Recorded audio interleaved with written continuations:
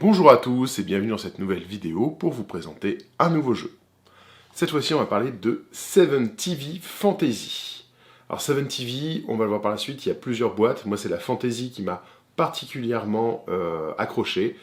Qu'est-ce que c'est 7TV? Alors la grosse particularité, c'est que c'est un jeu où vous allez non pas jouer une aventure de héros d'Heroic Fantasy, un affrontement entre deux bandes adverses, mais vous allez jouer le tournage d'un film d'Heroic Fantasy.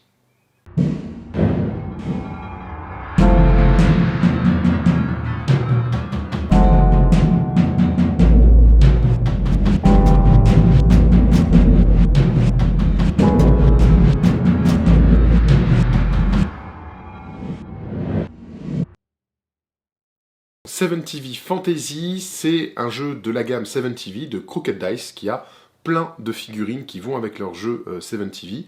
On peut voir juste là-haut, je vous le montrerai juste après, 7TV Apocalypse, qui va être la même mécanique, mais au lieu d'être dans un univers de fantasy comme celui-là, sera dans un univers post-apo, notamment avec des bagnoles, etc.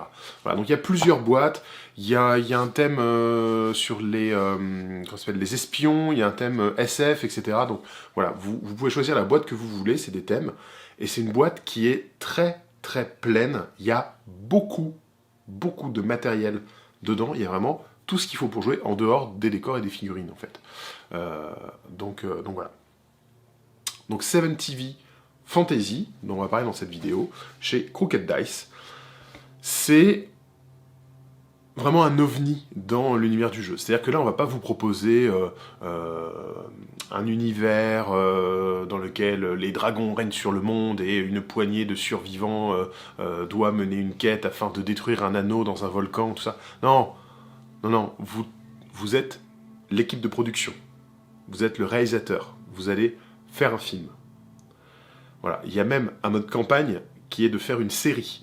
Et du coup, d'un épisode à l'autre, il va se passer des choses. Voilà, selon comment se passe un épisode, la narration va avancer d'une certaine façon. Donc voilà, on va dépouiller un petit peu tout ça, parce que moi, c'est un jeu qui a un énorme coup de cœur. Malheureusement, c'est un jeu qui est en anglais, encore une fois. Alors, c'est pas un anglais compliqué, mais c'est vrai que si on n'a pas un minimum de base en anglais, ça va être compliqué pour jouer à ce jeu-là. Mais c'est un jeu que j'adore. C'est un jeu avec peu de figurines de chaque côté, qui est, encore une fois, agnostique. Donc il y a des... En fait, c'est ça qui est assez chouette aussi avec les jeux de Crooked Dice, c'est-à-dire que Crooked Dice font des figurines qui sont issues de la pop culture. Vous allez avoir des choses qui... on est à la limite entre le plagiat et la référence. Donc on va avoir des choses qui sont... style Ghostbusters, voilà. On va avoir l'équipe de chasseurs de fantômes. Voilà. Ils ont des pactages dans le dos, ils ont un fusil à photons, c'est pas un fusil à protons, voilà. C'est des trucs comme ça, voilà. On va être sur la frontière vraiment entre les deux. Et du coup, ils vont proposer des jeux pour utiliser ces figurines-là. Mais si vous avez des figurines qui correspondent à ces grands archétypes, faites ce que vous voulez. Et on va voir avec le matériel qui est dans la boîte, qu'il y a beaucoup d'archétypes et qu'on peut vraiment utiliser plein de figurines différentes, et même ils se le permettent sur certaines cartes. Des choses assez folles. D'un truc, moi, ça m'a beaucoup surpris dans la conception de ce truc. Alors, je vais poser la boîte par ici. Et on va regarder un petit peu, parce qu'en fait, il va y avoir plusieurs livres. Alors, il va y avoir d'abord le Director's Guide, donc le guide du réalisateur. C'est là qu'on va trouver les règles du jeu. Alors, les règles, elles sont assez simple, mais bien fluide, bien sympa. Toutes les figurines ont 2 points d'action.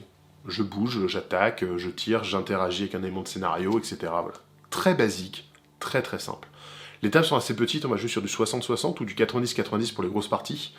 Et on va activer les figurines. Alors c'est un jeu vraiment tour par tour. C'est-à-dire j'active toutes mes figurines, le joueur suivant active toutes ses figurines, etc. Il va y avoir une ressource dans le jeu qu'ils appellent les plot points. Ça va être des points d'intrigue. Voilà. Donc des points d'intrigue, on va en gagner selon les figurines qu'on a dans la bande, on va en gagner selon si on est le joueur actif ou le joueur passif à cette manche. Voilà, il y a des conditions dans le jeu comme ça pour en gagner. Et ces point plant, en fait, ils vont, ces points d'intrigue, on va dire, on va essayer de le faire en français, ces points d'intrigue, ils vont vous permettre en fait de déclencher des effets. Donc soit des pouvoirs spéciaux qu'il y a sur les cartes des personnages, soit des effets du scénario qui sont demandés, ou des petites choses comme ça qui vont permettre de relancer des dés, d'avoir des dés supplémentaires, etc., etc. Donc c'est vraiment une ressource à gérer, sachant qu'on a une réserve de points d'intrigue pour le tour en cours, et ce qu'on va garder va être engrangé d'un tour à l'autre. Donc on peut aussi réserver pour faire un tour où on va tout dépenser d'un coup, etc. Il y a quand même des limites dans les dépenses. On ne peut pas dépenser 50 points d'un coup. Voilà, il y a quand même des choses à faire. Mais voilà, des règles très simples, très faciles, avec des lancers de D6, tout simple.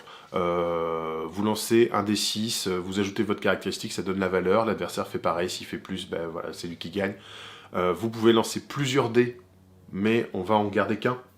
On va garder le plus grand dé que vous faites, et on ajoute 1 au résultat par autre dé qui fait 4 ou plus. Donc ça permet, si vous jetez plein de dés, d'avoir des scores assez hauts, mais ça va pas être un truc abusé de j'ai fait 18, quoi. Voilà, si je jette 5 dés, je vais peut-être faire 7 ou 8, quoi, alors que si j'avais lancé un dé, au maximum je faisais 6. Donc voilà, donc ça aussi c'est intéressant. La gestion de ces points d'intrigue, ça permet aussi à des personnages pas très forts, à des figurants, des trucs comme ça, de pouvoir quand même donner un petit peu un petit peu de répondant à des persos plus importants. Et on va voir ça par la suite. Les persos sont classés selon leur importance scénaristique. Donc on va voir les héros, les personnages secondaires, les figurants, et ça aussi c'est très très drôle. Voilà. Qu'est-ce qu'il y a d'autre ? Il y a des effets, des pions états, genre enflammé, immobilisé, glacé, etc. Il y a de la magie, je vais vous montrer, il y a des petits grimoires de magie qui sont super cool. Niveau matos, c'est incroyable, hein. C'est-à-dire que la boîte de jeu, vous avez toutes les règles et vous avez tout le matériel. C'est-à-dire vous avez les gabarits en bois, vous avez les grimoires de sorts, etc., etc. Il y a vraiment beaucoup de choses, c'est super cool. Voilà. Bah, on va regarder un peu le reste du matériel, notamment les cartes de personnages, ça permettra tout de suite de voir un petit peu comment se passe le jeu. Voilà. Donc une carte, hop, va être comme ceci. On va avoir plusieurs caractéristiques, le combat, le tir, la défense, l'esprit, le corps, enfin le mind, s'ils font mind, ouais, esprit, corps et âme, on va dire, pour le truc. Voilà. Effets spéciaux, vous avez des trucs, quand il y a une petite étoile, en fait, c'est qu'il faut dépenser un point d'intrigue pour la réaliser. Donc voilà. Et après, ces attaques, bah, selon ce qu'il va utiliser, voilà, il peut utiliser son épée longue, sa pince de crabe ou foutre un coup de tentacule. Et donc ça ne va pas avoir le même effet, ça va pas avoir les mêmes dégâts, etc. Il y a des effets secondaires et tout, machin. Les points de vie, c'est ça. Il n'y a pas beaucoup de points de vie sur les trucs. En gros, on va les taper 2-3 fois et c'est fini. Hein. À part les gros monstres, vraiment. Mais on va les taper 2-3 fois. Et là, en fait, on va voir ici le type de combattant. Donc là, c'est Villainous Extra. En fait, les personnages vont être en bon... attendez, je vais rechercher le terme exact qui va être... ça, c'est des Villainous... héroïques, voilà. Héroïques, les gentils. Villainous, les méchants. Neutres, qui vont être soit l'un soit l'autre, et ça va être divisé en, vous allez avoir les stars, stars c'est vraiment voilà, ceux qui sont sur le devant de la scène. Attendez, je vous sors des petites cartes pour montrer les différents. Donc par exemple, là, si je veux un héroïque, non, un Villainous star, alors, on a plein de trucs, hein. On a le monarque tyrannique, l'avatar de la mort, le démon, le Dark One, ça si c'est pas un Nazgûl du Seigneur des Anneaux, la sorcière maléfique, le seigneur de guerre Wolfish des loups, le diaboliste damné, l'usurpateur ambitieux, et le vil nécromancien, enfin la vil nécromancienne en l'occurrence vu l'illustration, quoi. Voilà. Et en fait, donc ça, ce sont des stars, ce sont les personnages les plus importants, ils vont avoir 3 points de vie pour la plupart, je crois qu'il y en a 4, non, ils ont tous 3 points de vie. Et ils ont des caractéristiques assez importantes, ils sont assez balèzes. Ils coûtent plus cher en points. On verra par la suite le truc. Mais en gros, ouais, c'est très facile de faire une bande. Vous avez un petit budget. Alors le budget, c'est à se mettre d'accord avec l'adversaire, mais ça va être des trucs autour de 50 points. Un héros, ça vaut 10 points en moyenne. Donc voilà, on va voir si on va mettre plus ou moins, quoi. Donc ça, c'est les stars. Les stars qui sont assez balèzes. Et on va avoir au dos de chaque carte aussi des compétences spéciales de la star, qui correspondent à son statut. Donc là, par exemple, là, on va prendre l'exemple de la nécromancienne, parce que j'aime bien les nécromanciens. Donc bon, elle a ces trucs. Elle a un effet spécial qui coûte 2... j'ai toujours plot point en tête, de points d'intrigue, qui s'appelle plus de place en enfer. Et donc ça va t'expliquer au dos de la carte, plus de place en enfer. Tu lances un D6 pour chaque mort-vivant qui a été retiré de la partie, sur 5+, ils reviennent autour du nécromancien. Voilà.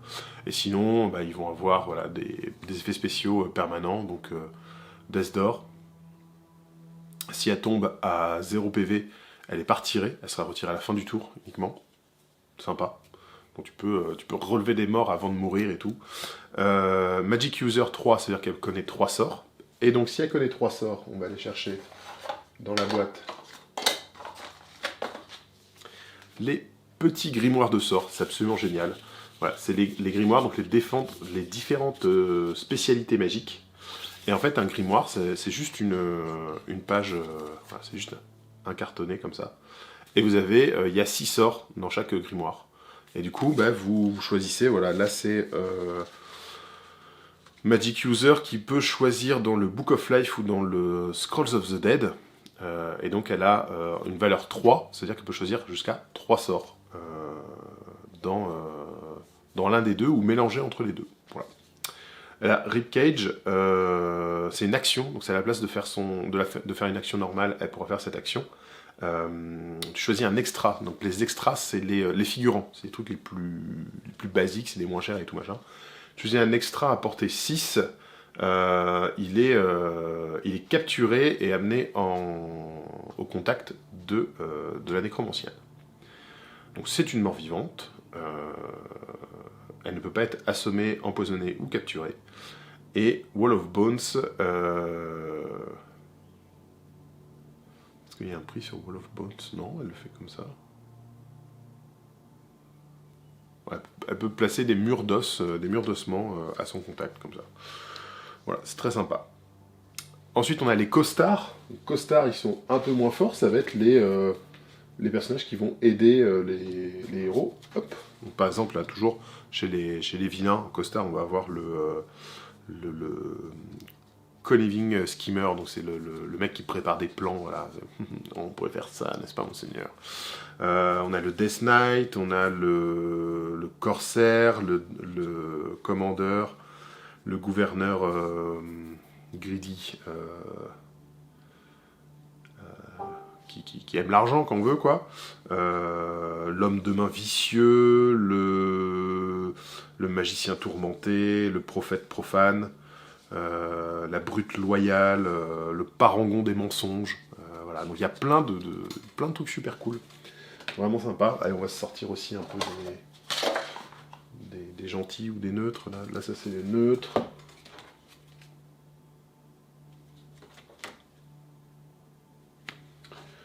Sont où les stars? Héroïque. Allez, héroïque costard, on a quoi? On a le Goliath. Alors c'est là que je dis que c'est assez hallucinant. Vous allez avoir plusieurs cartes où on va retrouver des vieilles figurines Games Workshop. En fait, il y a des figurines de toutes les marques. Hein. Ils ont pioché à droite à gauche, surtout quand eux, ils ont la figurine dans leur gamme, ils l'ont mis sur la carte. S'ils l'ont pas, en fait, ils sont allés piocher ailleurs.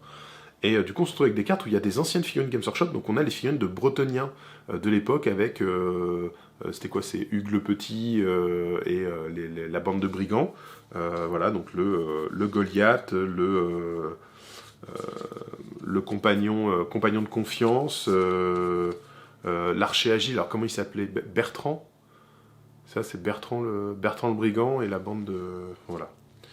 Le Ranger, le Dévot Mystique, le Wise Mentor, le Mentor Sage, le Mentor Avisé, le Voleur, le Vétéran, le Paladin Vertueux, la Beauté Enchanteresse, voilà, donc il y a vraiment de quoi faire. Et donc enfin, on va avoir les extras. Hop, on va continuer avec les héroïques, histoire de varier, voilà, héroïque et extra. Alors on va avoir les... swashbuckler, j'ai plus le terme.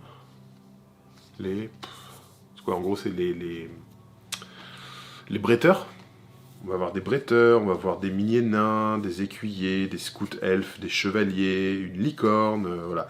Et là, quand je vous dis que vraiment, quand on va faire la bande, faut faire attention aux trucs en points, etc. Parce que les grosses parties sera du 50, si je me souviens bien, c'est 25 pour les petites. Quand un héros coûte déjà 10 points, c'est là qu'on se dit, bah, l'extra c'est pas mal, ils valent entre 2 et 5 points l'extra. Hein. Donc voilà. Alors un artificier, un combattant nain, un danseur d'épée elfe, un moine, une valkyrie, un knight marshal, un astrologue, un spellweaver, comment on peut dire un spellweaver quoi, un enchanteur elfe, voilà, un clerc, un néphilim, un magicien de la cour, un aigle géant, un sage, un gnome. Alors pareil, on va avoir des trucs comme ça, tout ce qui va être un petit peu unité, voilà, quand vous pouvez en recruter plusieurs. On va avoir un coût pour 1, donc là, un gnome seul, ça vaut 1 point. Par contre, pour 2 points, tu peux en recruter 3. Voilà, donc c'est assez sympa aussi. Voilà, donc un guerrier moine, un gardien elfe, un conjureur, un griffon, un pégase, voilà. Donc il y a plein de trucs super cool. C'est très sympa, il y a énormément de profils, hein, parce qu'il y a, je crois qu'il y a 240 cartes de profils. La régente diabolique, le diable, la sorcière, le sorcier homme-serpent, le Chaos Lord, le seigneur du chaos, le champion gobelin, voilà, là, un raider du chaos, on dit, un pilleur, ouais, pilleur c'est pas mal pour raider, un pilleur du chaos, ça vaut 3 points, ou alors 5 points si t'en prends 2. Une réduction si tu veux prendre par groupe. Un homme-rat, sorcier du chaos, un clerc diabolique, le Goblin King, roi des gobelins, un gobelin discret, un ver de rouille, un gnoll, une monture mort-vivante, un seigneur de guerre orc, une momie, une hydre, il y a vraiment de quoi faire. Hein. Tiens, tu vois, l'hydre elle a 4 PV, elle vaut 8 points. C'est un extra qui vaut 8 points. Voilà, quand on dit les extras ils sont pas chers, ça dépend, quand c'est des monstres. Hein. Une goule, une gargouille, un warlock, un white, c'est quoi? C'est pas un spectre, c'est un... Ouais, c'est une sorte de spectre. Un ogre, un disciple dépravé, une gorgone, un jabberwocky, des singes volants, 1 point ou 2 points pour 3 figurines. Le grand méchant loup. Alors en plus, l'illustration est absolument géniale. Le grand méchant loup avec le bonnet. Une horreur ailée. Goblin Warrior, 1 point ou 2 points pour 3 figurines. Un homme serpent, une sirène, un prêtre maléfique, un cyclope, un démon, un loup-garou, un vampire, un homme bête du chaos, un ruffian, voilà. Des kobolds, un chef orc, un race.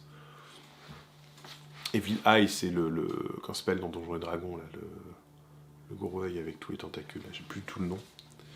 Une chimère, voilà, pareil, 4 PV la chimère, ça vaut 5 points. Un doppelganger, un troll, des orques, un psionic lasher, c'est les flagelleurs mental écrit autrement, quoi. Goblin chaman, un chien des enfers, un chef de meute gnoll, une harpie Games Workshop. Tu vois? Donc il y a des trucs comme ça, les figurines, ils s'en foutent, ils prennent ce qu'ils veulent, hein, ça pose pas de problème. prêtresse elfe noire, et toute une collection d'elfes noirs aussi. T'as la prêtresse elfe noire, la reine elfe noire, les scouts elfe noirs, etc.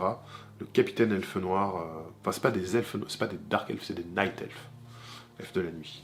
Des zombies, évidemment, zombies, squelettes, etc. Vous allez en trouver plein.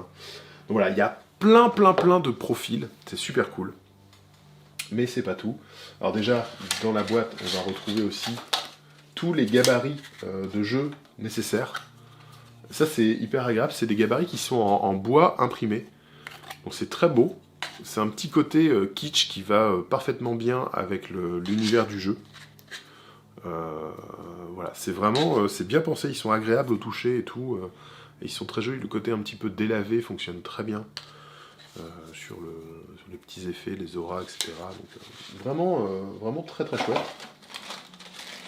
Et on a tous les pions état, les pions activation, etc. Pareil en MDF imprimé, qui sont fournis dans la boîte, ça c'est très cool. Et on a de quoi faire les points d'intrigue, mais spoil, il n'y en a pas assez. Non. Enfin, quand on a joué, on n'en avait pas assez, nous. Et on va avoir d'autres trucs aussi, un autre petit paquet de cartes, on va avoir plusieurs choses. Va y avoir les MacGuffin qu'on va tirer au début de la partie, en fait. MacGuffin, c'est la raison pour laquelle les deux bandes vont s'affronter. Donc en gros, c'est l'objectif. Mais en fait, MacGuffin, c'est un terme cinématographique qui est utilisé en narration, en écriture de scénario. En fait, ça va être la chose que poursuivent les personnages. C'est la chose qui donne, alors pas son intérêt, mais sa raison d'être au film. Donc par exemple, ça va être dans le MacGuffin dans... et je retrouve pas les noms, ça va être incroyable. Dans Pulp Fiction, le MacGuffin, en fait, c'est la valise. La valise où on sait pas ce qu'il y a dedans, etc. Machin, et tout est centré autour. Même si en fait, il se passe plein de trucs qui n'ont rien à voir, en fait, c'est l'élément qui va être le fil directeur de l'histoire. Voilà. Donc ça, bon, c'est un truc de cinéma, un truc de narration. Si vous voulez chercher le MacGuffin, c'est... voilà, il y a plein de trucs en fait qui vont vous expliquer en détail ce que c'est et tout, c'est super intéressant. Mais du coup là c'est des MacGuffin typiques, voire même un peu clichés de l'Heroic Fantasy. Donc là les MacGuffin, on va avoir l'anneau de pouvoir, évidemment. Excalibur, carrément. L'œil de Seth, le Saint Graal, une dent d'hydre, une lampe magique, la tête de Méduse, le bâton de Merlin, un glaive. Juste un glaive. Je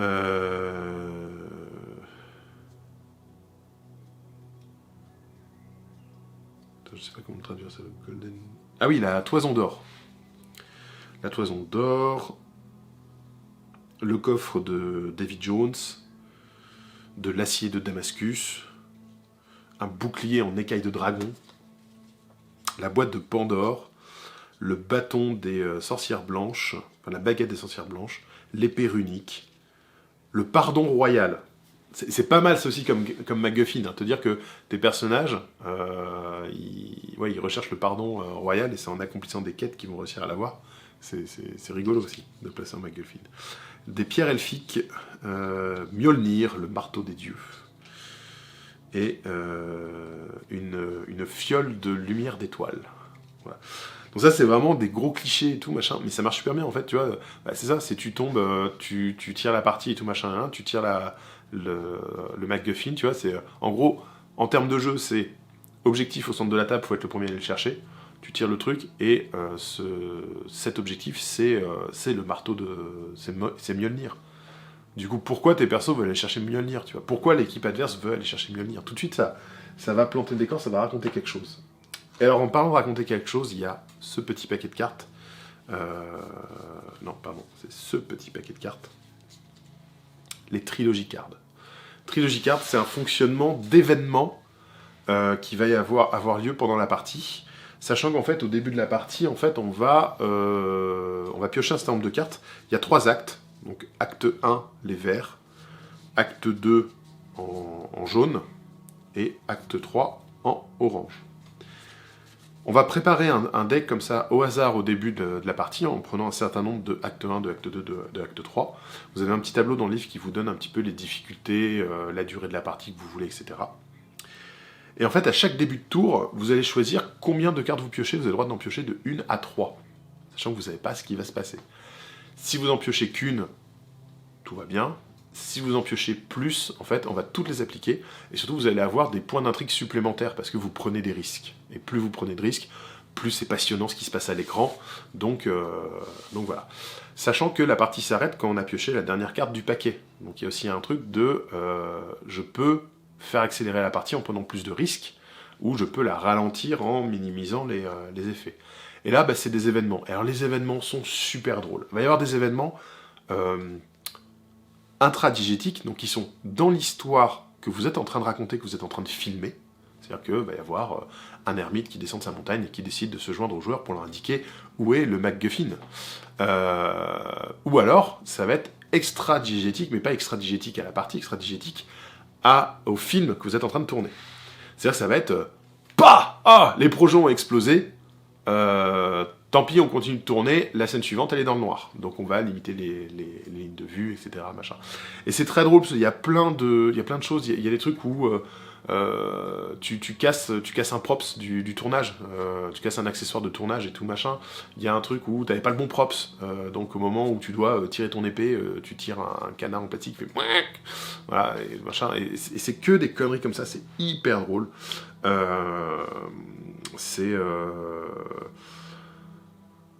J'en cherche qui vont être... voilà, t'as des monstres errants, ça c'est classique. Recast, tu ramènes quelqu'un, c'était un problème de script ou quoi, quelqu'un qui avait été éliminé dans la scène précédente, en fait il est toujours là, enfin, tu vois, c'est des conneries comme ça, c'est super drôle. Anachronisme à l'écran,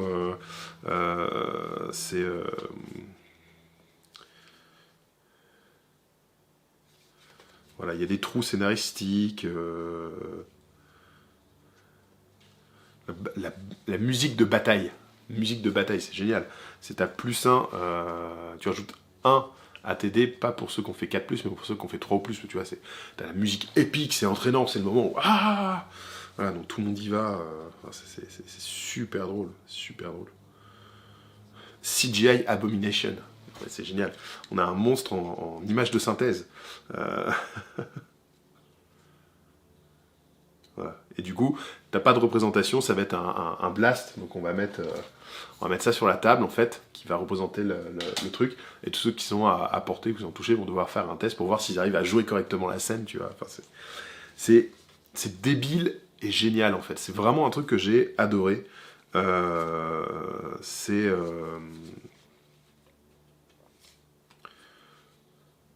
Voilà, le lancer de nain. Il y a le lancer de nain. Il y a une carte lancer de nain, quand même. Il y a le cri Willem, ça pareil, c'est un grand classique du cinéma, le cri Willem. C'est un cri préenregistré, en fait, qu'on retrouve dans beaucoup de films, qui était beaucoup utilisé dans les westerns, qu'on retrouve dans Star Wars, qui a un peu popularisé le truc, et qu'on retrouve partout, en fait, ce cri Willem.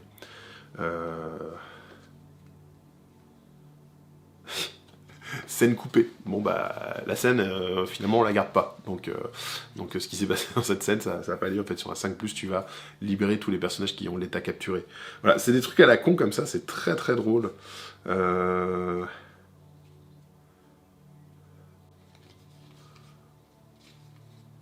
Stop motion. Il y a la carte stop motion. Voilà. Stop motion, c'est-à-dire que pendant cette scène, on peut pas se déplacer.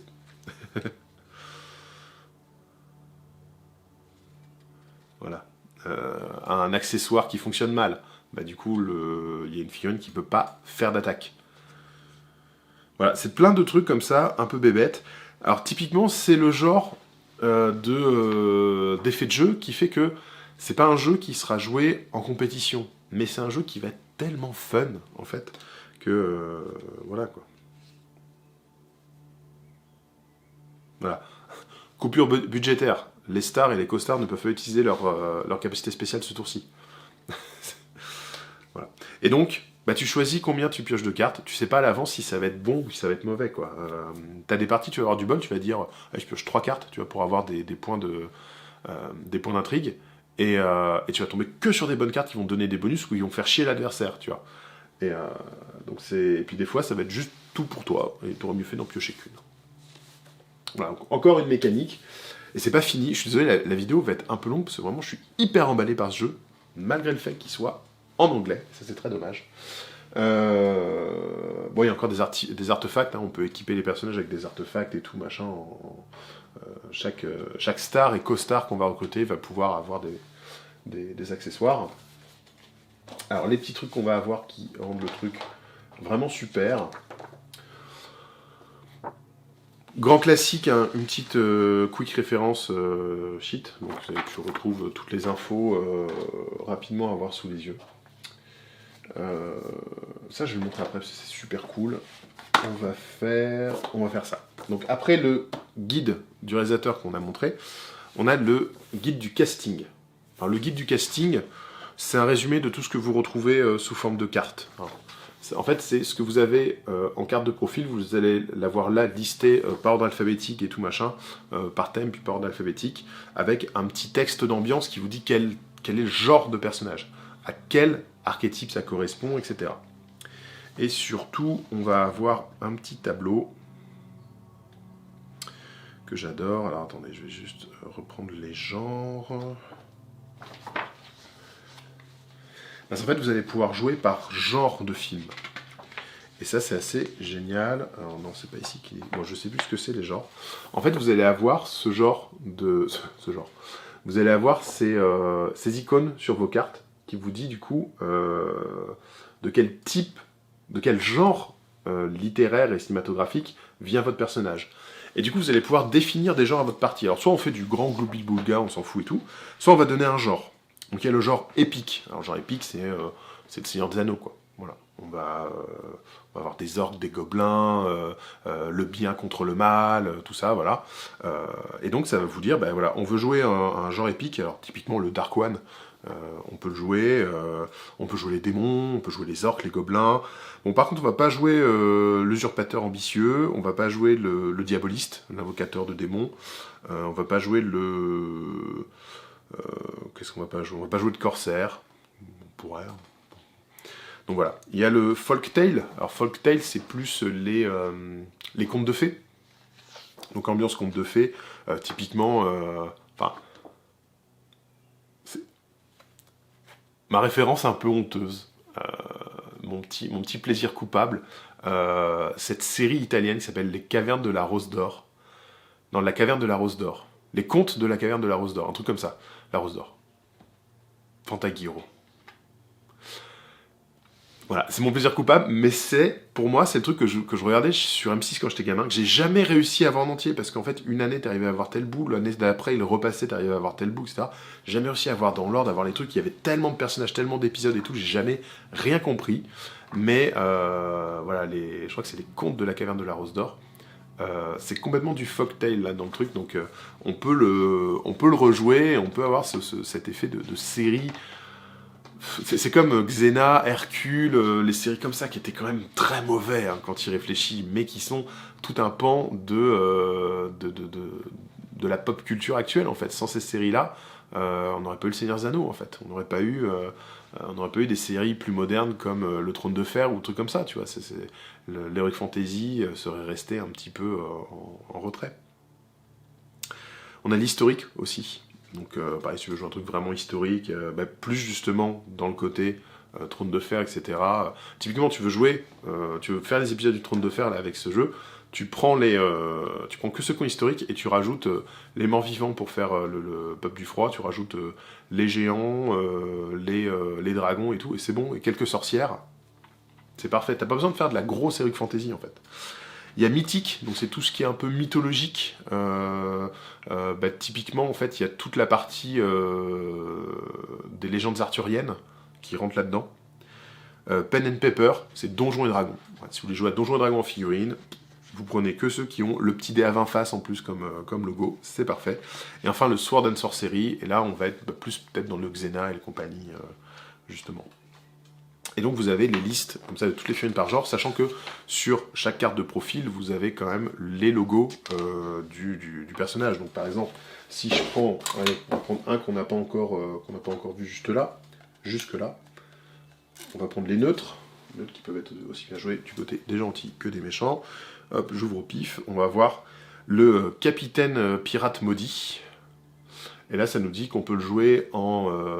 donc ça, c'est historique, Donjons et Dragons, Sword and Sorcery ou Folktale. Voilà. Si j'en prends un autre, le monarque du peuple lézard, lui, c'est que en Donjons et Dragons qu'on peut le jouer. Et là, bon, là, on a le Night Watchman, il peut être joué dans tous les univers, c'est toujours pratique. Les miliciens, c'est toujours pratique. Voilà.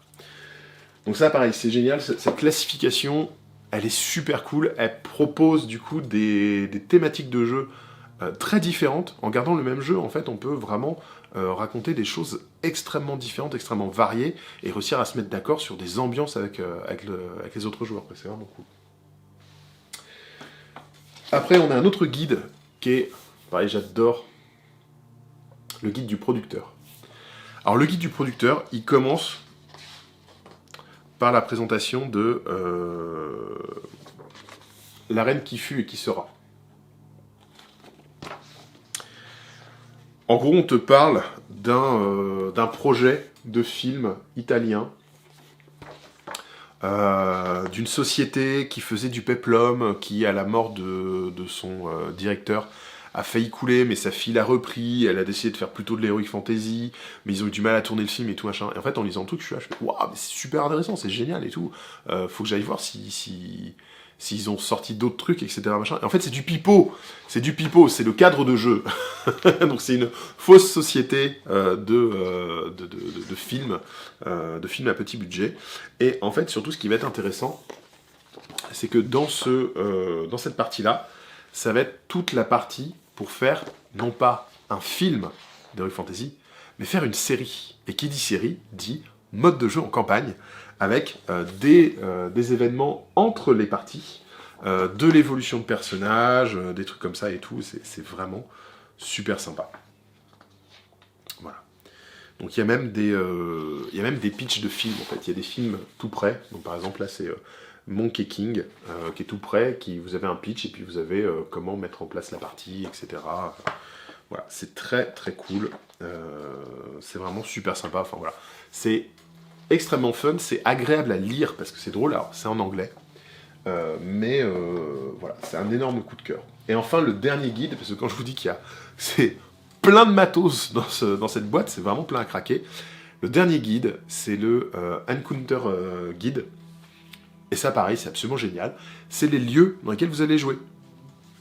Donc, par exemple, est-ce qu'on joue dans une forêt enchantée? Est-ce qu'on joue dans le hall des morts? Est-ce qu'on joue dans les marais de la mort?